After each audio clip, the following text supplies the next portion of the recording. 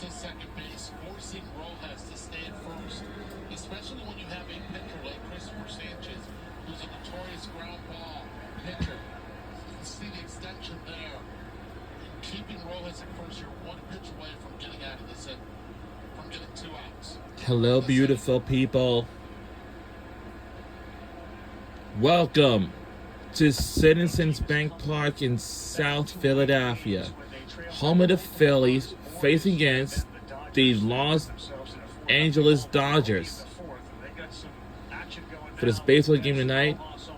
And we know how this fans got here, so from my city of brotherly love, Philadelphia, everybody will have the chance to get on the Broad Street line to NRG Station. A lot further down to Citizens Bank Park from the subway. Just like you're going towards the Citizens Bank Park. Towards Citizens Bank Park. And yeah. We're on MLB on ESPN.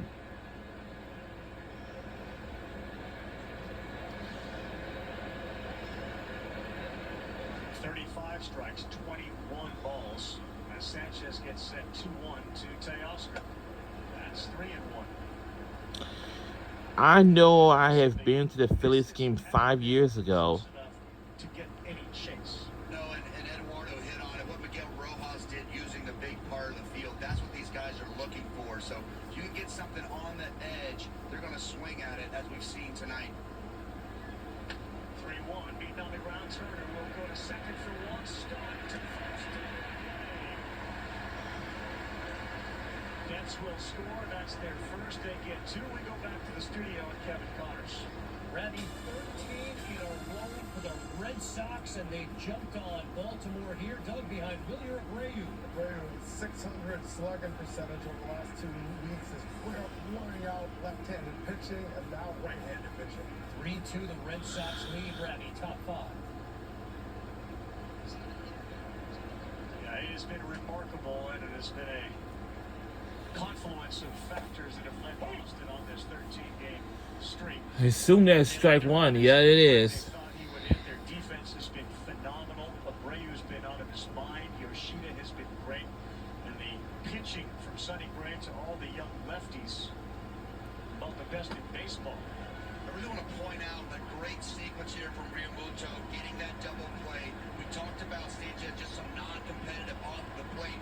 Realmuto sets up a little more on the plate there, pulls that 2-seamer in a little more to Hernandez, and gets the ground ball double play.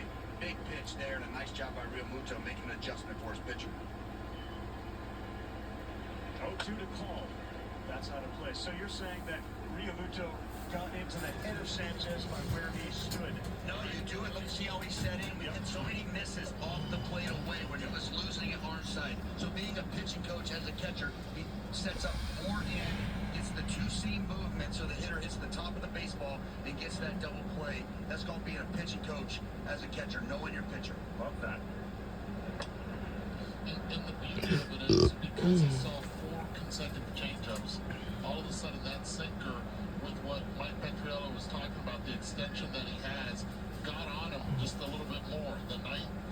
The 94-mile-per-hour pitch that was registered looks more like 96 with movement.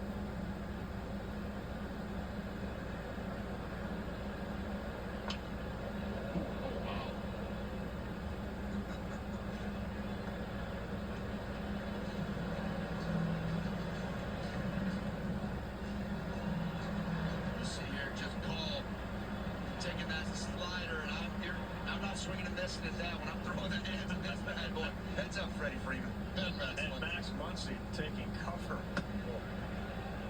A lot of times you see fans behind home plate on a foul ball directly back at him, and there's a screen there, and they're just ducking everywhere. Max Muncy proved. Baseball players do the same thing. There's a big screen there in front of him, and he was ducking for cover.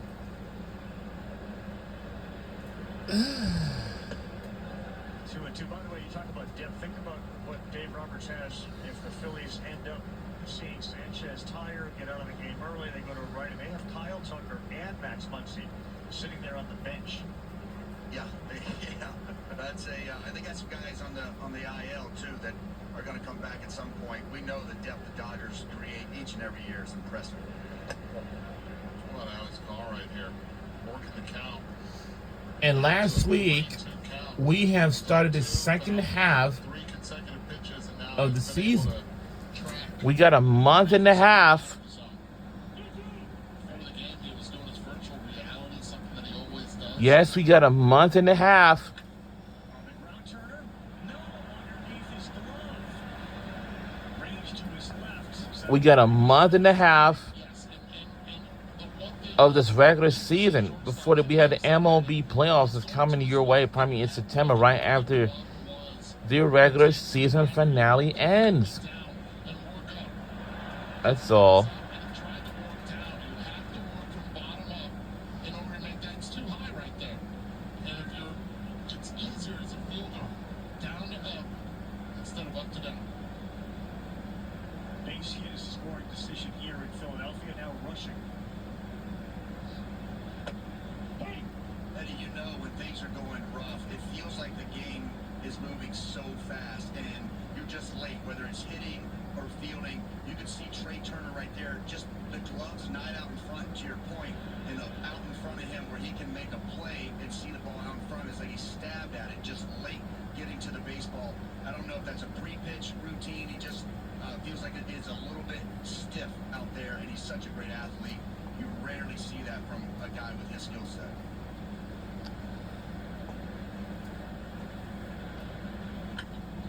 You mentioned earlier when Rincones dove for the ball, how low he was with his eyes, keeping everything down on a line drive in the outfield. When you're playing the infield, same thing. You got to take that nose to the ball. You got to stay lower and get that glove down. He is so athletic, very athletic as a shortstop. We saw him play in D.C., also in Washington. We saw him play in center field his first year. Then goes right back to the infield. Rio Victor's going to challenge that. He was called the ball. Just get down to the ball. The ABS system is powered by T-Mobile. He thinks this is a strike. Sanchez will get it. There was another play in there, 6-4-3. Cole single gets stranded. They get one. We'll be right back on the other side.